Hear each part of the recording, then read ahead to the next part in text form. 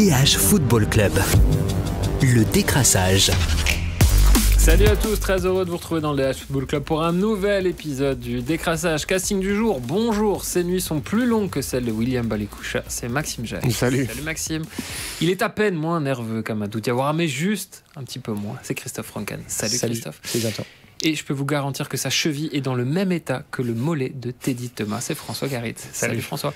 Et vous le savez, dans le décrassage, l'important, c'est les 3 points. L'important, c'est les 3 points.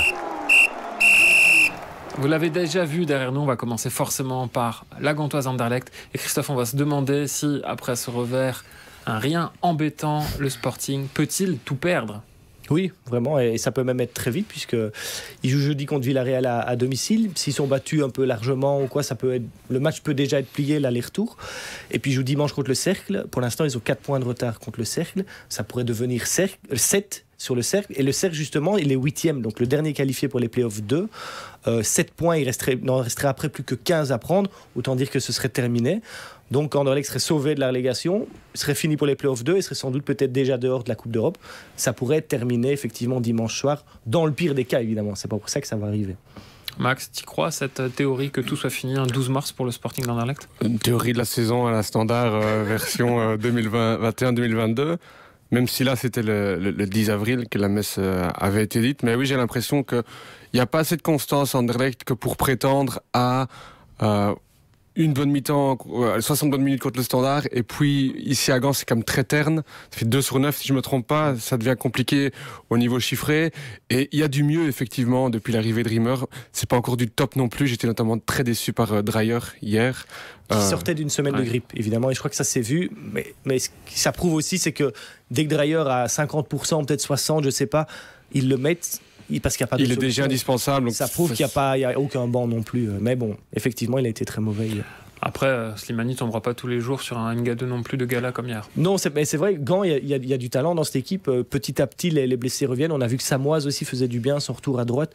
Odidja est rentré dans les dernières minutes. Donc on voit en fait que Gand est une équipe solide. C'était pas non plus brillantissime, mais ça reste une équipe costaud. Il y a eu 2 poteaux malgré tout de Kuipers. Donc c'est costaud. Et puis alors il y a ce fameux, on va pas dire phénomène parce que c'est nouveau et tout. Mais il a vraiment quelque chose de particulier, ce Gift Orban qui a tout, qui a le prénom et qui a une tête de vedette du championnat, quoi. Qui est vraiment un gars particulier.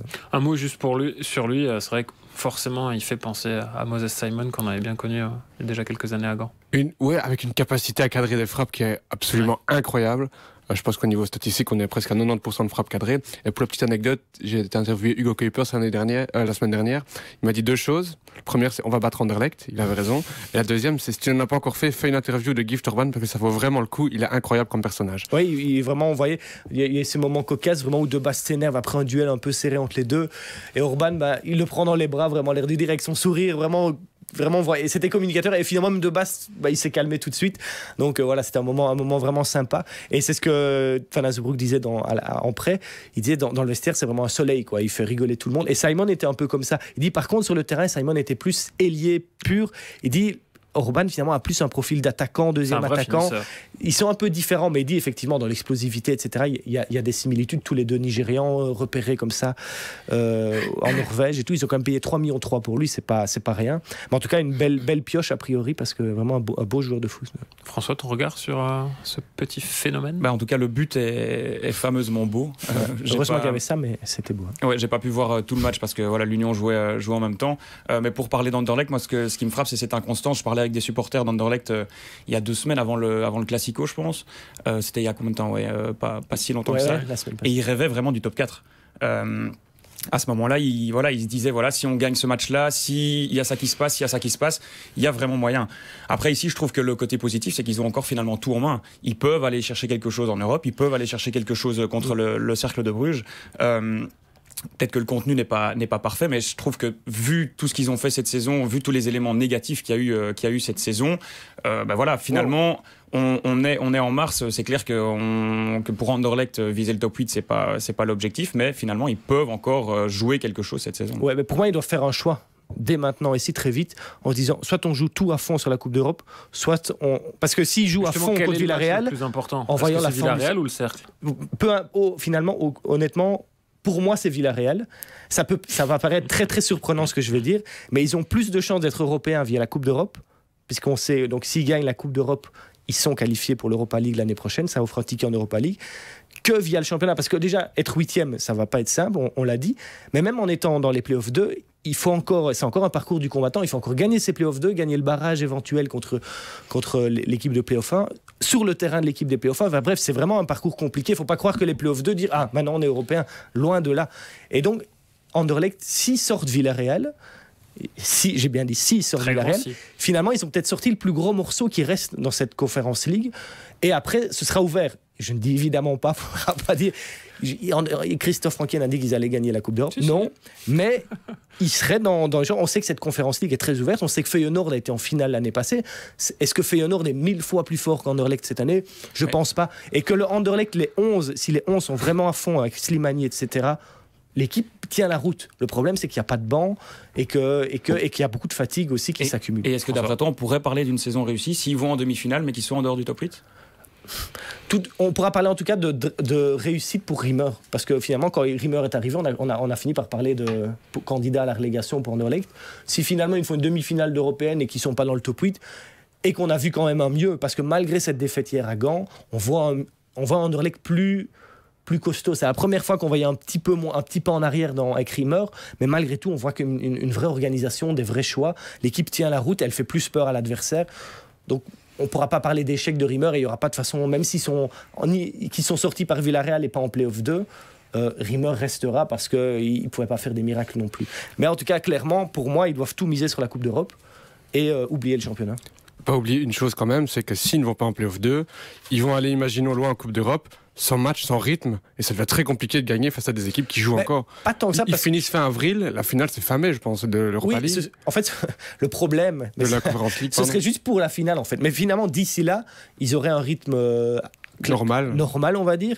Et donc voilà, en plus ils peuvent même utiliser les jeunes pour le championnat, puisque l'équipe de D1B est sauvée maintenant, donc ils pourraient utiliser. Et franchement, pour moi, il n'y aurait pas de honte à faire un choix et de se dire on joue à fond la Coupe d'Europe et tant pis pour l'Est. Maintenant ils seront peut-être battus 0-3 par Villarreal jeudi et on dira c'est terminé. Il faudra tout miser sur le Cercle. Mais sauf qu'ici ils ont mis l'équipe type contre le Villarreal, et 3 jours après contre le Cercle, avec le niveau du Cercle actuel, je ne suis pas sûr qu'ils vont gagner. La course au top 8, mais il y a aussi une autre course qui intéresse un autre club, c'est le Standard, et c'est la course au top 4. Ce Standard-là, Max, est-il digne du top 4 après ce qu'on peut appeler un match référence pour Westerlo? S'ils reproduisent 6 fois le même match, forcément oui, mais on connaît le Standard. On sait que c'est presque surprenant de les avoir vus maîtriser autant d'adversaires comme Westerlo, parce que avant ce match-là, on se dit c'est tellement le genre de match qu'ils vont perdre parce qu'il y a une bonne opération à faire. On sait à quel point c'est compliqué pour eux quand il y a cette pression de la bonne opération. Et là, ils se reprennent encore une fois, finalement, en sortant ce match référence à ce moment-là. Tout était bien, tactiquement, physiquement, mentalement. Maintenant, c'est dans la reproduction que ce Standard va être jugé. Mais on a quand même l'impression que quand Deila trouve les bons mots avant le match, cette équipe a la qualité du top 4. Il y a juste quand même un petit nuage dans le ciel bleu liégeois, c'est l'exclusion sur la fin d'Arnaud Bodard. Oui, un réflexe, je pense, de gardien qui, d'une part, veut garder le 0, parce qu'on sait à quel point c'est important pour le gardien. Et puis, quand un gardien a une balle qui vient sur lui, dans 999 situations sur 1000, il la prend de la main. Et donc là, forcément, c'est un réflexe humain qu'on peut pardonner, évidemment, à Arnaud Bodard. Et j'ai bien aimé Ronny Deila à la fin du match. On lui demande, Bodard ne sera sans doute pas là dimanche prochain au club de Bruges, parce que son exclusion, même si c'est peu probable, peut encore être jugée suffisante, mais je pense pas que ce sera le cas. Et il dit, j'ai toute confiance en le Ranquinet, j'ai 2 gardiens de top niveau. Et il dit vraiment pas ça par communication. On sent vraiment que pour lui, c'était une anecdote dans le match assez futile, quoi. Mais c'est vrai que parmi les candidats, les 6 premiers donc, qui sont candidats au top 4, je trouve que quand on regarde le numéro 1 et numéro 2 chez les gardiens, c'est sans doute au Standard où il y a le moins de différence. Et donc, on a l'impression que c'est un gros problème finalement pour le Standard. Ils ont fait une très bonne opération ce week-end, ils pourraient en faire une encore meilleure face à Bruges, parce qu'en cas de victoire, ils passent devant et ils intégreraient le top 4. Si Gand ne gagne pas son match, parce que Gand a toujours égalité de points et une petite avance au match gagné. Mais c'est vrai qu'une victoire à Bruges, ce serait... Quand on voit d'où le Standard vient, il y a un côté incroyable à cette saison. Il y a aussi un côté incroyable au fait que Gand et même Bruges jouent toujours le top 4, ça c'est dans la globalité. Mais oui, j'ai l'impression que cette équipe a aujourd'hui des épaules et un public aussi, un coach surtout. Et voilà, tout se met bien, j'ai l'impression, pour que le Standard vive une fin de saison à la Standard, c'est-à-dire accrocher les playoffs tout à la fin et faire des bons playoffs. Ils ont un attaquant qui a des yeux dans le dos aussi. Oui, on l'a un peu critiqué la semaine dernière après sa prestation à Anderlecht, à juste titre je pense, parce que il était fougueux, il faisait des appels surtout pour lui plus que pour l'équipe. Et là on a vu un autre, Noah Ohio, qui était très impliqué dans le positionnement collectif de l'équipe, qui a fait des appels pour les autres, qui a libéré des espaces, qui a donné 2 assists. Le deuxième, il fait pas exprès, il le dit lui-même, il dit je mets le ballon au milieu, on verra bien qui sera là. Balikwisha, qui a gagné aussi en positionnement, était là. Mais on voit surtout qu'avec lui, la défense se sent maîtrisée, elle va reculer, alors Zinkernagel et Balikwisha ont de l'espace, et ces 2 joueurs-là qui ont de l'espace, ils sont très bons. On sent quand même que depuis quelques matchs, il y a un équilibre qui a été trouvé avec la paire Alzate de Chimirot.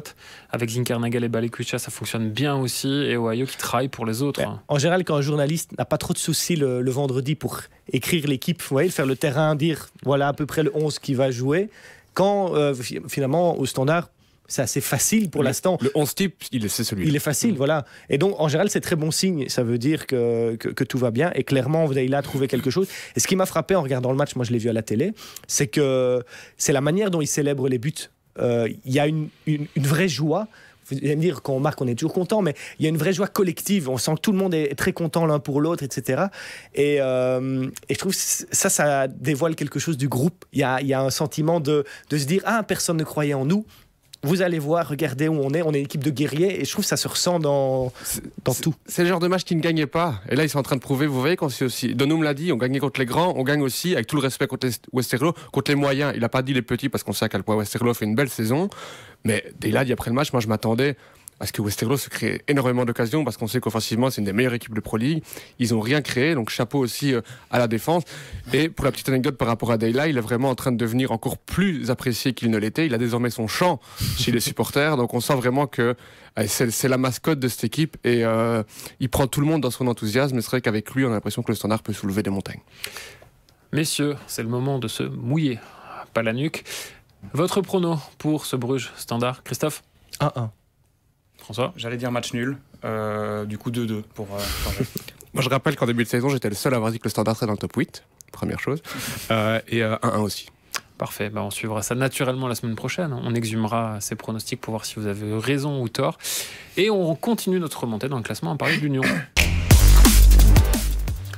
François, c'était une semaine compliquée, avec une défaite en coupe sur le terrain de l'Antwerp. Comment l'Union s'y est pris pour rebondir? Parce qu'il y a une autre semaine très importante qui les attend. Elle a bien commencé avec cette victoire contre Penn. Elle va se poursuivre par un déplacement sur le terrain de l'Union Berlin. Ouais, c'était surtout mentalement qu'il a fallu travailler, parce que de ce qu'on a entendu jeudi soir dans le vestiaire, c'était vraiment très très compliqué. Il y avait beaucoup de tristesse, de déception, de pleurs.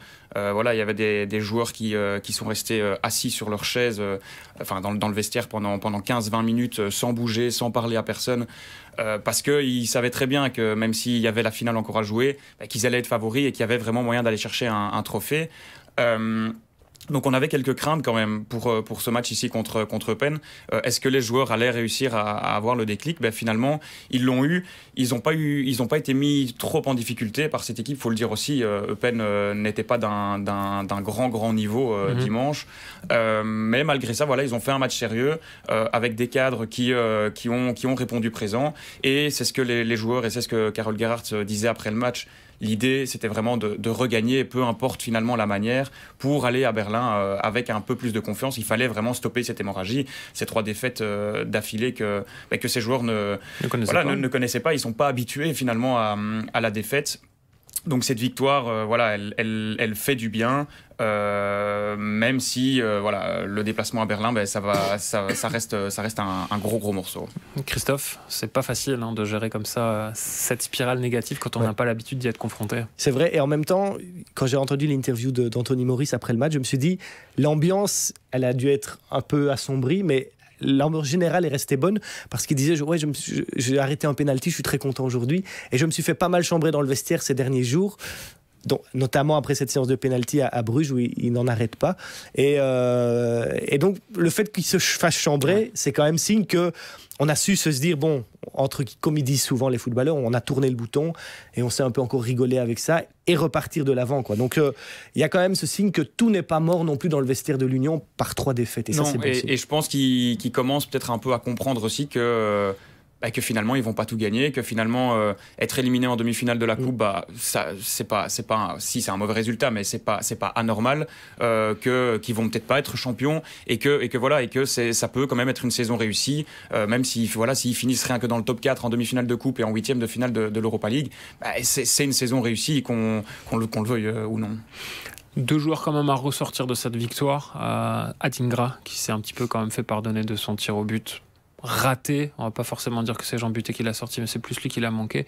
Et Nilsson, on sentait qu'il avait très envie de se montrer. Ouais, très envie de se montrer. Honnêtement, il a fait un très très gros match défensivement. Il s'est donné. Il a encore en toute fin de match, juste avant qu'il sorte, il faisait des retours défensifs limite devant son gros rectangle. On avait vraiment l'impression qu'il voulait montrer à son coach qu'il voulait jouer à Berlin.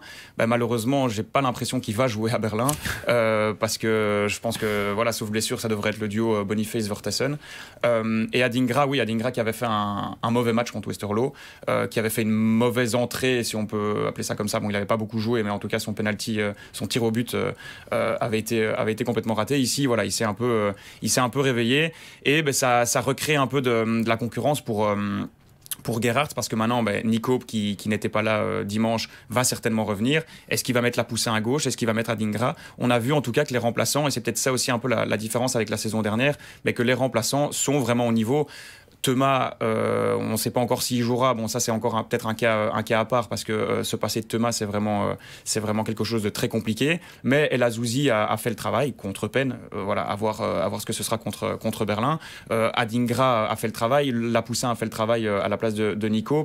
Même Sykes a fait le travail en défense centrale à la place de Kandus. Donc on voit vraiment que finalement, le noyau est beaucoup plus étoffé.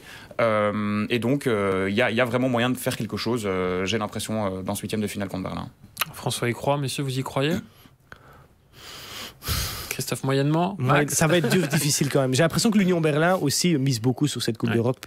D'autant plus qu'ils viennent de un peu lâcher prise en championnat. Ouais, moi je suis pas spécialement rassuré par. En fait, il y a une déclaration d'Anthony Maurice qui m'a beaucoup interpellé. C'est on a encore loupé la dernière marche. Et j'ai l'impression que ils ont bien conscience qu'ils sont finalement ces perdants magnifiques que personne ne veut être. Et j'ai vu en partie ce match face à Eupen. Eupen n'était pas incroyable du tout, mais il y a la blessure de Thomas au mollet qui sera probablement absent jeudi. Il y a cette fin de match quand même assez compliquée à gérer. Il y a l'Union Berlin. Il ne faut pas oublier non plus qu'il y a Genk qui arrive dimanche. Et j'ai l'impression que l'Union pourrait perdre sa saison cette semaine s'il n'y a pas vraiment une remobilisation générale qui va au-delà d'une victoire contre Penn. En tout cas, ça nous promet un décrassage la semaine prochaine.